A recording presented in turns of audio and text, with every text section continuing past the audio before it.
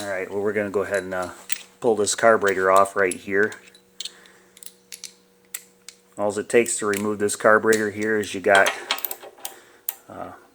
1 3/8 bolt here. You take off on the side down here.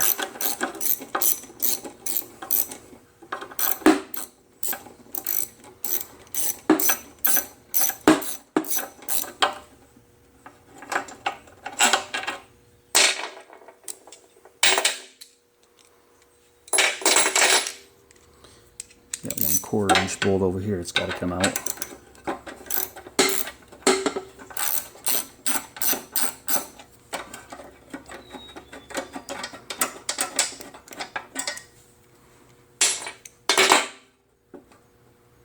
And just very carefully slide that off and hook your throttle linkage to your butterfly, like so.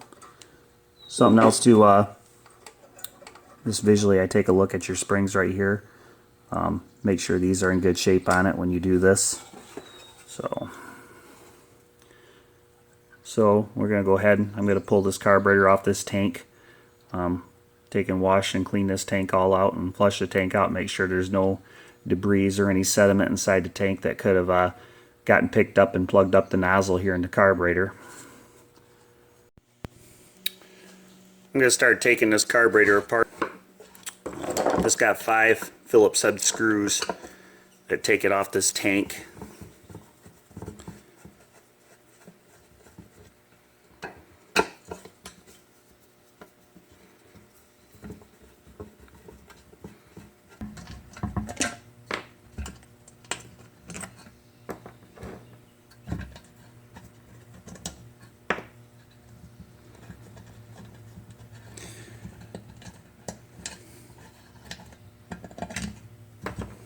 Okay, let's see one more.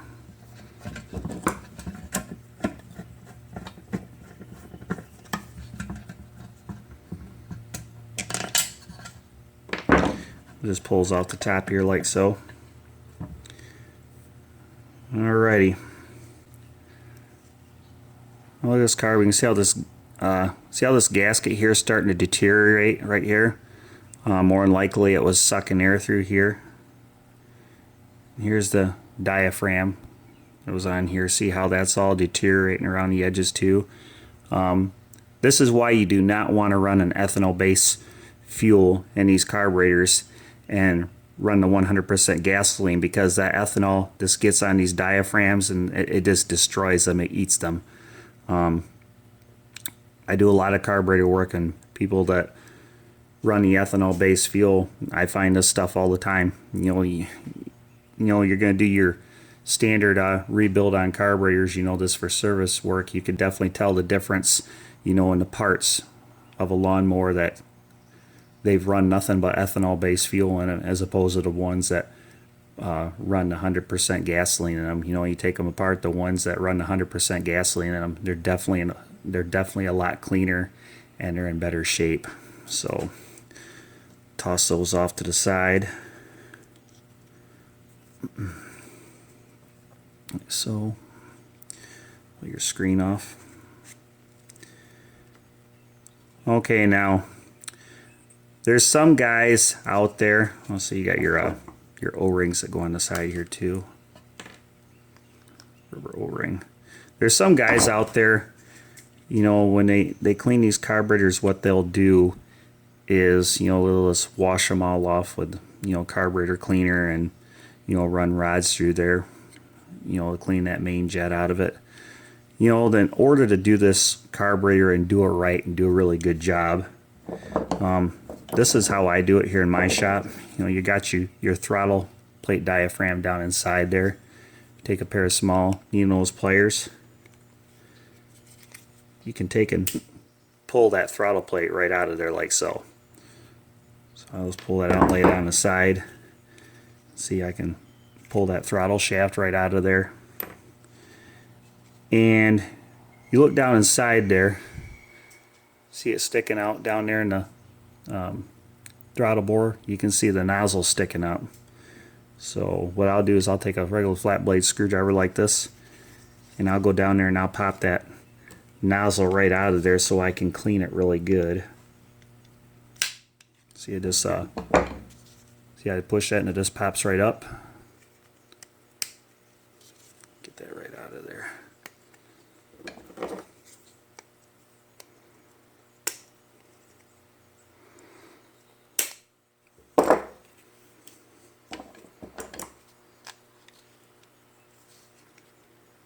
Come on now. There we go. See, there's your main jet and nozzle right there. See, that way I take this out, you know, I can take and I can clean this out really good. And you see, that's the problem when guys taking this run their rods, you know, right down through this center hole to clean it out. Granted, yes, they'll come out and you can get it through, you know, the whole nozzle itself. But the problem is when you do it that way, you see you got little tiny holes right here in the side of the nozzle. Unless you pull that out, you can't clean those out. So even if you get this part cleaned out here, you run your rod through the main nozzle here through the other end, it's still not going to run right unless you can get these little holes on the side here cleaned out. So something else too, the primer was on the weak side. So what I'm going to do is I'm going to replace this too. Just take my little screwdriver and push that guy out like so. Briggs and Stratton does make a tool too, by the way. If you would like to pull these out of here. But if you don't have that, you know, you can get by with this a screwdriver just fine. It pulls out there just like so. Alright, now what I'm going to do here is I'm just going to take and soak this a little bit in some cleaning solution here. What I'm using to clean this with is, let's see if I can pull this guy out here too. There's your venturi right there. I'm going to soak this in some ZEP 505 degreaser. I do not recommend using carburetor cleaner on these because this is plastic and it's more aggressive, and the carburetor cleaner tends to be a little more harsh on this. I just use soap and water at the very least. As far as a solvent, I'll use brake cleaner. It's not as aggressive on it. So, and something else too, here's the air cleaner that was on it. We're going to go ahead and clean that up too. So I'll go ahead and get this soaking, and we come back, we'll start putting this guy back together.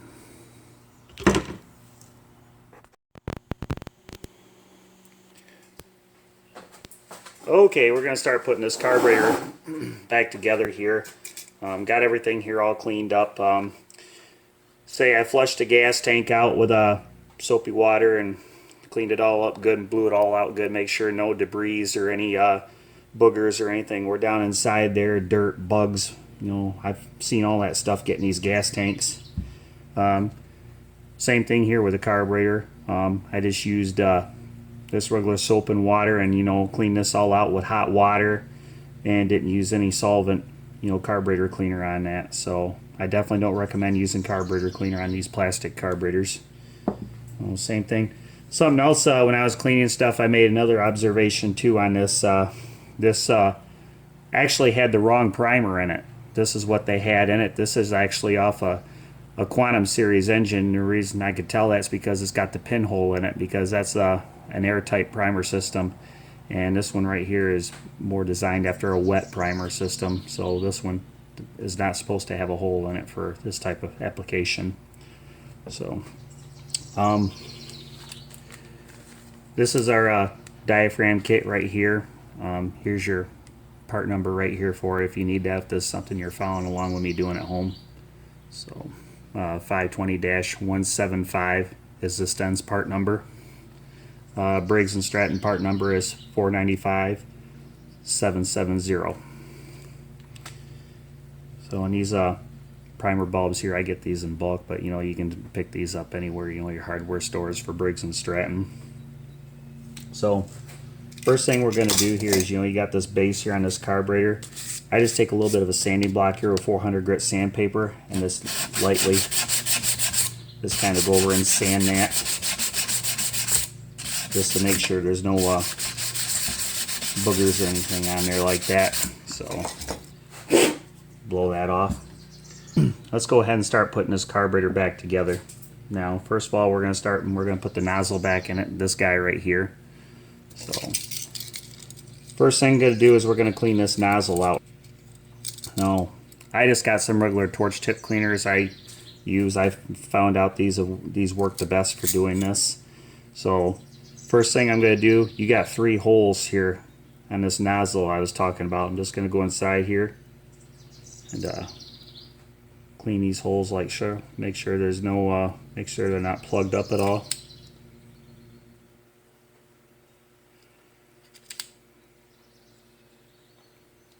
Sure they're free. And once I poke those out, then I'm just going to take my torch tip cleaner and just run it all the way through here, make sure there's no anything plugging up that nozzle and jet here.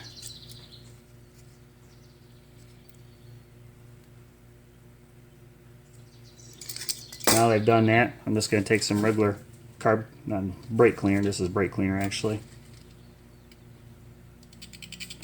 So I went and used carb cleaner on these plastic nozzles as well. Pull it off like so. Now I'm going to put this back here in the carburetor, and what you got to look at when you put this back together, this little venturi has to go down inside the bore. And as you can see, there's a hole right there. This has to be lined up. Well, there's a hole down inside where that nozzle goes and pokes through.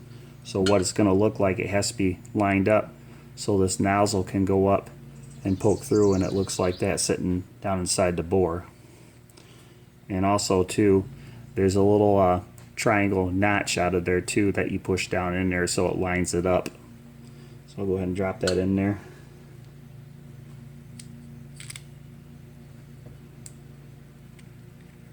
You know, you can use this a regular pocket screwdriver, you know, to line it up in there. And I just take and look down inside there and make sure I can see the hole through the main jet here where it goes in.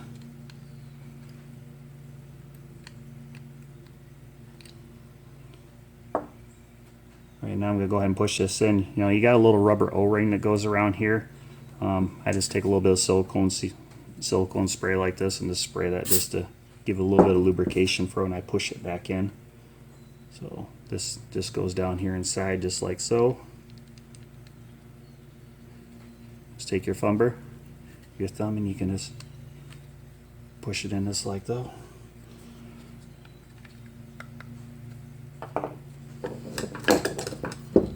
So you should hear it snap in. There you go. Hear it snap when it's in there. So should be able to see it down inside there, poking up through there. Alrighty. Now next thing I'm going to do here is you got your screen that goes on. You can slide that over. Something else too, it's a good idea to practice when you're putting clean parts together. Just get a couple clean shop towels and lay out like I got here, like so. So now we need to take and put the throttle shaft back in here. And that's just going to drop down in here like so.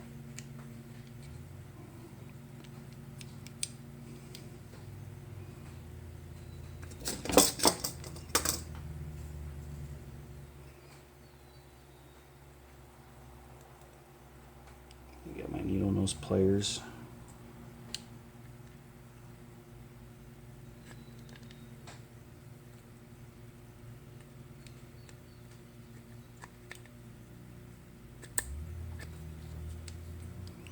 Just like that. This slides in. See, it's got little notches that throttle shaft sits in between. That's what locks it into place.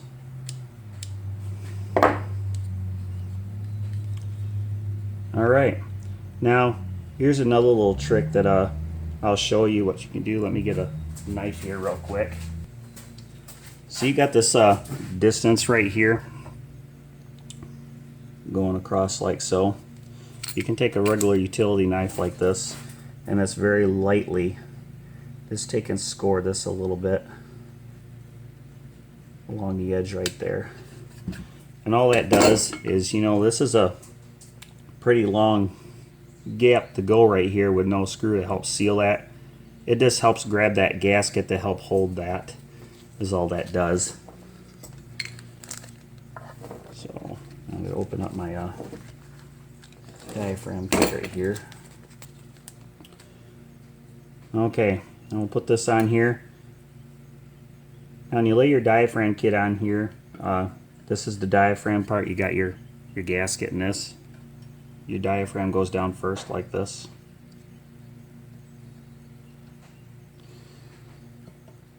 And also to point out, make sure you don't forget to put the spring back in there. That has to be in there. And your gasket goes on top. Just like that.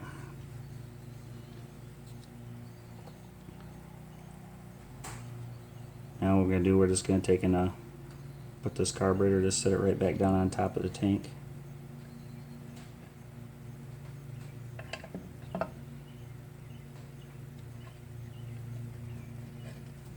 Just like that. Make sure you line all your holes up.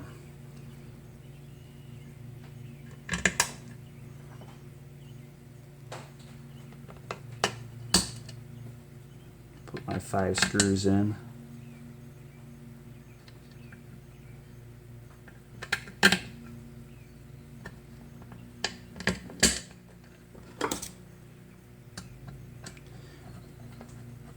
And tighten these down. Do it in sequence. You know, stagger it. I'll go ahead and do it how I do it. And when you tighten these screws down, they don't have to be super tight, this snug. If you get this too tight, you'll warp the base on this carburetor, and you'll have a hard time getting it to seal up after that.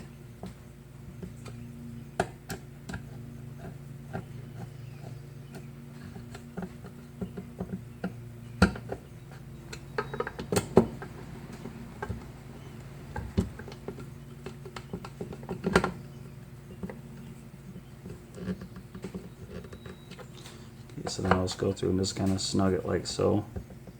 I'm not over tightening in this, I'm just getting it snug.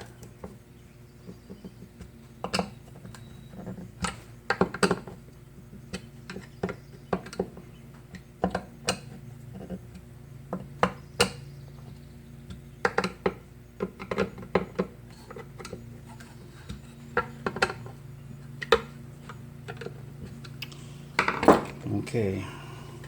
Breather hose goes back on. And we gotta put our primer in here, a new primer. This is you got this sleeve that it comes with. This slides over that like so. Go ahead and push it down in here. A couple pocket screwdrivers like I got here. Briggs and Stratton also makes a tool to help drive these in here. If you like, you could purchase one of those. If not, as you can see, a couple little tiny pocket screwdrivers work just fine. Be careful not to dig into the primer bulb and poke a hole in it.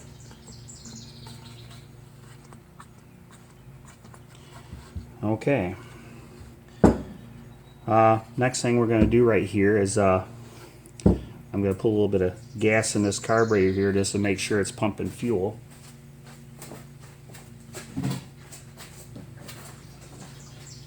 This new primer assembly in it.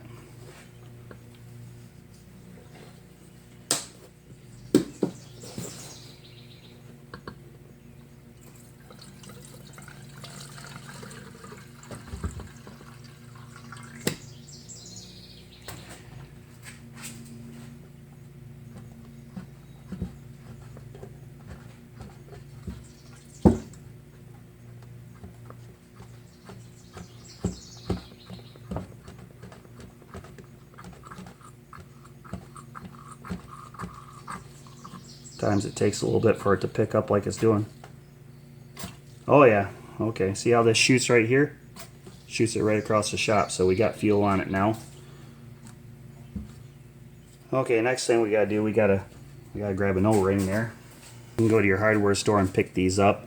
All these are is just a number 14 O-ring. Just go inside here like so. This is your dust cap. It goes on here.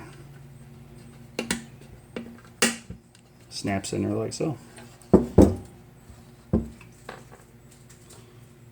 Your base gasket for your air cleaner.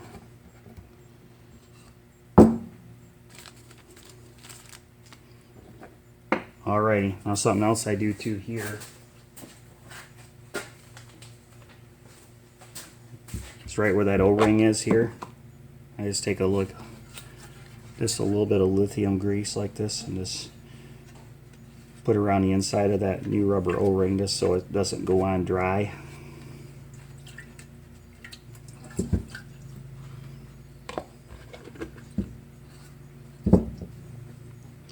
So yeah, take a look at your gas cap on here and make sure it's vented properly. You should be able to look through those holes down there and see daylight through them, so you can tell it's vented. All right, there you have it. Now we're just going to go over and put this on the lawnmower and get it started up.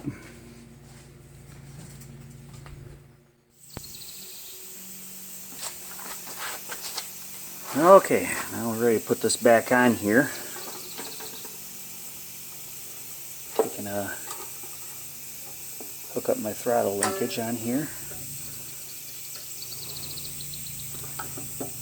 Carefully slide this on there with that new O-ring.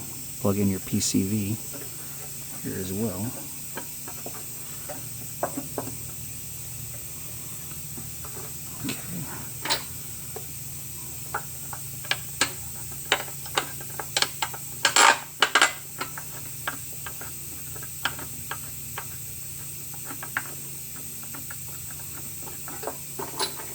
Put our 2 bolts back on here to hold this in place.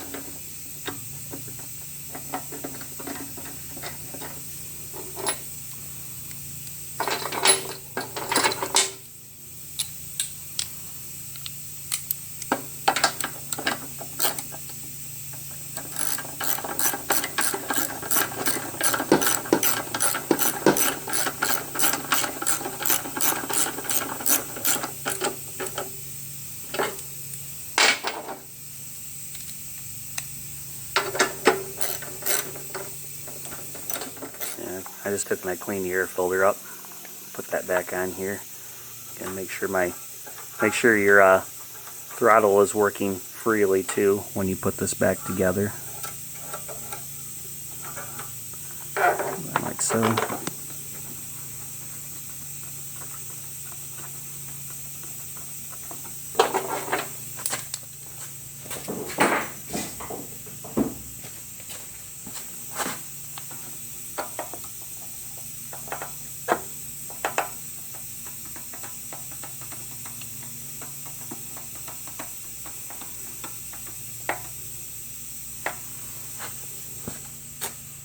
Alright, now that we just went through and cleaned and rebuilt that carburetor here together, we got her all put back together. Let's see if this thing will start up now.